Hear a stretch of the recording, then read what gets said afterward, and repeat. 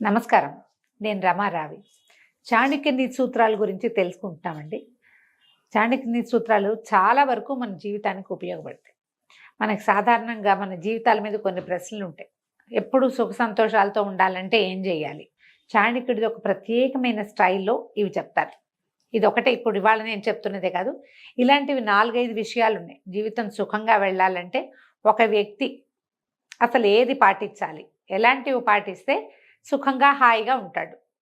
ఇందులో ఈయన మొట్టమొదట చెప్పిన పాయింట్ అండి, భలే ఇంట్రెస్టింగ్ పాయింట్. అబద్ధాలు చెప్పొద్దు. అబద్ధం చెప్పడం గనక మొదలుపెడితే దాన్ని కవర్ చేయడానికి ఇంకోటి, దాన్ని కవర్ చేయడానికి ఇంకోటి ఏమిటేమిటో చెప్తాం.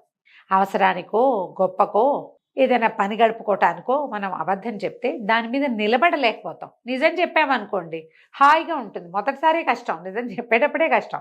తర్వాత ఇంకేం ప్రాబ్లము ఉండదు, ఓపెన్గా ఉంటుంది. కానీ అబద్ధం చెప్పడం కనుక మొదలుపెట్టామంటే దాన్ని కవర్ చేస్తూ ఉండాలి. ఎప్పుడు అలర్ట్గా ఉండాలి. కూల్గా ఉండేందుకు అవకాశం ఉంది. సుఖం లేదు, సంతోషం లేదు, ప్రశాంతత మొదలే లేదు. అందుకని అబద్ధాలు చెప్పద్దు. ఒకవేళ అబద్ధమే చెప్పవలసి వస్తే చెప్పాల్సే వస్తుంది. జీవితం కదండి, మనం మనుషులం కదా, తప్పదు కదా. అయితే ఏదో ఒక సమయంలో దాన్ని రివీల్ చేసేయండి.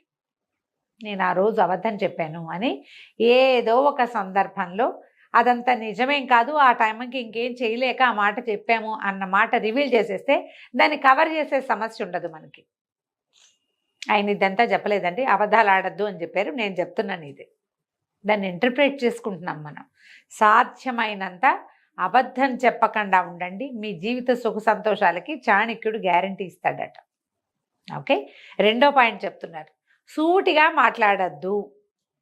నా బొట్టు వాళ్ళు ఏమైపోవాలండి కదా అనిపిస్తుంది మీకు వెంటనే. రమ్మగారు చాలా సూటిగా మాట్లాడతారు. అన్ని విషయాలు కాదండి, మేము కూడా చాణక్యుడిని పాటిస్తాం. మనం సూటిగా మాట్లాడితే కానీ కుదరని పక్షంలో అది మన మెడ మీదకి గండకత్తరైతే గనక అప్పుడు మాట్లాడకుండా ఉండండి. నోరు మూసుకోవడం ఊరుకున్నంత ఉత్తమం లేదు. అప్పుడు మాట్లాడకుండా ఉంటే సరిపోతుంది. సూటిగా మొహం మీదే చెప్పడం, కుండ బద్దలు కొట్టినట్టుగా మాట్లాడడం, నేను ఇంతే, నాకు ఇలాగే వచ్చు, నా పద్ధతి ఇదే, ఇలాంటి వాళ్ళు ఏదో ఒక గోడకి తగిలి మొహం పగలగొట్టుకుంటూ ఉంటారు ఎప్పుడు. మీరు చూడండి, అడవిలో సూటిగా స్ట్రైట్గా పెరిగిన చెట్లు విరిగిపోతాయి, వంకర టింకరగా పెరిగిన చెట్లు ఎక్కువ కాలం బతుకుతాయి. ఇది కూడా చాణక్యుడు చెప్పింది. అందుకని అవసరానికి లొంగండి, మాట్లాడకుండా ఊరుకోండి. సూటిగా చెప్పవలసే వస్తే గనక జనం ఎక్కువ లేకుండా చూసుకోండి. ఒకళ్ళకే ఏదైనా చెప్పాల్సి వస్తే పర్వాలేదు, కానీ నలుగురిలో చెప్పాల్సి వచ్చిందా మీరు సమాజానికి శత్రువు అయిపోతారు. దానివల్ల సుఖ సంతోషాలు ఉండనే ఉండవు. ఇది కూడా రెండో పాయింట్. మూడోది, అత్యాశ పనికిరాదు. ఆశ తప్పకుండా ఉండాలండి. జీవితం మీద ఆశ ఉండాలి, జీవన గమనం మీద ఆశ ఉండాలి, భవిష్యత్తు పట్ల ఆశ ఉండాలి. ఆశ వేరు, అత్యాశ వేరు. దురాశ ఇంకొకటి వేరు. దురాశ అంటే పక్కవాడిది లాక్కునేది, అది అసలు పనికిరాదు. అత్యాశ అంటే మనకి కొంత వస్తుంది అని అనుకున్నప్పుడు ఇంకా 5-6 అవకాశాలు కనపడుతుంటే ఇక్కడ నిలబడి అవన్నీ కూడా ఒక్కసారే గ్రాబ్ చేసేద్దామని అనుకోవద్దు. స్లోగా చేయండి. స్లోగా రేస్ విన్ చేయొచ్చు మనం. తాబేలు కుందేలు లాగా ఒక్క చలాంగ్లో, ఒక్క గంతులో దాన్ని దేన్నో మసిపూసి మారేడుకాయ చేసి అంతా పొట్టన పెట్టేసుకుందామని అనుకోవద్దు. అత్యాశ ఎప్పుడూ సుఖ సంతోషాలకి విరోధి. అది మిమ్మల్ని ఎదగనివ్వదు, పెరగనివ్వదు, ఇబ్బంది పెడుతుంది. ఎప్పుడైనా చతికిలు పడితే లేవనివ్వదు, అదొక ప్రాబ్లంగా ఉంటుంది. అందుకని ఎక్కువ చోట్ల మదుపులు పెట్టి ఒకేసారి చాలా సంపాదించేసేయాలని కానీ, చాలా పని చేసేయాలని కానీ, చాలా మంచితనాన్ని కొట్టేయాలని కానీ ఎక్కువగా ట్రై చేయొద్దు. స్లోగా రేసు విన్ చేయటానికి ట్రై చేయమంటాడు చాణక్యుడు. తర్వాత 4వది చెప్తాడండి, లక్ష్యం పెట్టుకోండి దేనికైనా. అంటే బీ ఫోకస్డ్ అని చెప్తాడు. ఏదైనా సరే ఒక లక్ష్యం పెట్టుకుని దానికి వెళ్ళటానికి ఒక మార్గనిర్దేశనం చేసుకుని ఆ మార్గం ప్రకారం మన లక్ష్యాన్ని ఛేదించడానికి, భేదించడానికి, సాధించడానికి ప్రయత్నం చేస్తేనే జీవితం సుఖవంతంగా వెళ్తుంది. కమింగ్ 5 yearsలో అలా పెట్టుకోవచ్చు. వచ్చే సంవత్సరానికి నేను నీళ్ళు కట్టేసి పై సంవత్సరానికి మా పిల్లల్ని ఫారిన్ పంపేసి అలా పెట్టుకోకండి.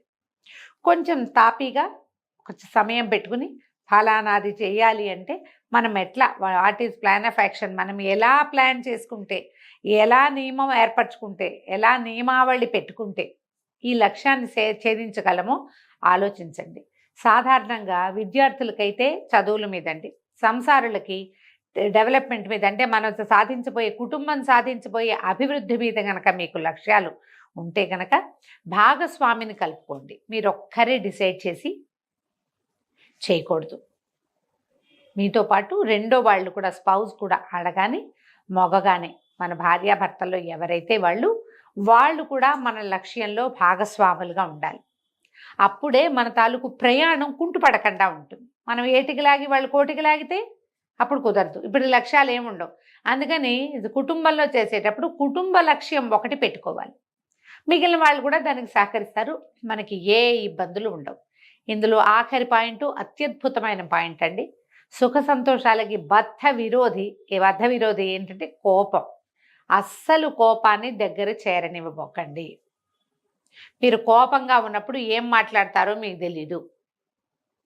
ఈ కోపంలో చాలా రకాల నష్టాలు జరిగిపోతాయి. ఒకటి మన దురుస్తనము వాటి వల్ల స్నేహితులు పోతారు, డబ్బు పోతుంది, పరువు పోతుంది, పదవి పోతుంది, సమయం పోతుంది, ప్రపంచం మనది కాకుండా పోతుంది. కోపంతో ధూర్తత్వం వస్తుంది. కోపం వచ్చి ఏం చేస్తామంటే ఆ పూట అన్నం అనుకుని నోరు మూసుకు కూర్చోము, లేదా 2 ముద్దలు ఎక్కువ తిని నోరు మూసుకుని ఉన్నాం. సాధారణంగా కోపం ఎలా ఉంటుంది? లోపల మంట, దాన్ని బయటికి వెడల్గక్కేయాలి కదా. ఈ కక్కేసే క్రమంలో ఏమవుతుంది? మన చుట్టూతా ఉన్నదంతటినీ కాల్చేస్తుంది. సమాజాన్ని మనతో ఉండనివ్వకుండా చేస్తుంది. అంతకుముందు మనతోటి సహాయాలు పొందిన వాళ్ళు కూడా మీరు సహాయం చేయకపోతే పీడాపోయారు, ఏమనరు.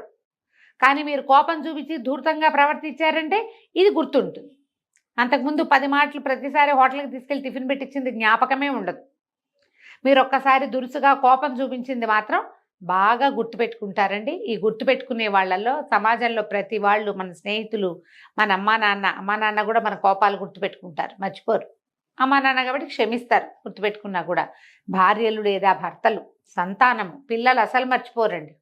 కోపం వచ్చి కొట్టేమనుకోండి, అవి మర్చిపోరు. మనం కొనిపెట్టినవి, మనం చూసినవి, మనం ఎత్తుకున్నవి, మనం లాలించినవి ఏమి జ్ఞాపకం ఉండవు. అవన్నీ సహజంగా ఉంటాయి. కోపం ఎక్స్ట్రాగా కనపడుతుంది. అందుకని కోపాన్ని విడనాడండి. మీ సుఖ జీవనానికి, సుఖ సంతోషాల జీవితంలో హాయిగా ఉండాలంటే, మనం ప్రశాంతంగా ఉండాలంటే, అబండెన్స్ మనకు కావాల్సిన జీవితంలో అభివృద్ధిని సాధించాలంటే ఈ కోపాన్ని కూడా వదిలేసేయాలి. ఒకటి, అబద్ధాలు చెప్పకూడదు. రెండోది, సూటిగా మాట్లాడకూడదు. రెండోది, సూటిగా మాట్లాడకూడదు. మూడోది, అత్యాశ పనికిరాదు. నాలుగోది, ఖచ్చితంగా లక్ష్యాన్ని పెట్టుకోవాలి. ఐదోది, కోపాన్ని జయించాలి. ఈ 5 మార్గాలు గనక మనం అనుసరిస్తే మన జీవితం సుఖ సంతోషాలతోటి తులతూగుతూ ఉంటుందని చాణక్యుడు చెప్పాడు. సుమన్ టీవీలో మీ పర్సనల్ అండ్ బిజినెస్ ప్రమోషన్స్ కోసం కింది నెంబర్కి కాంటాక్ట్ చేయండి.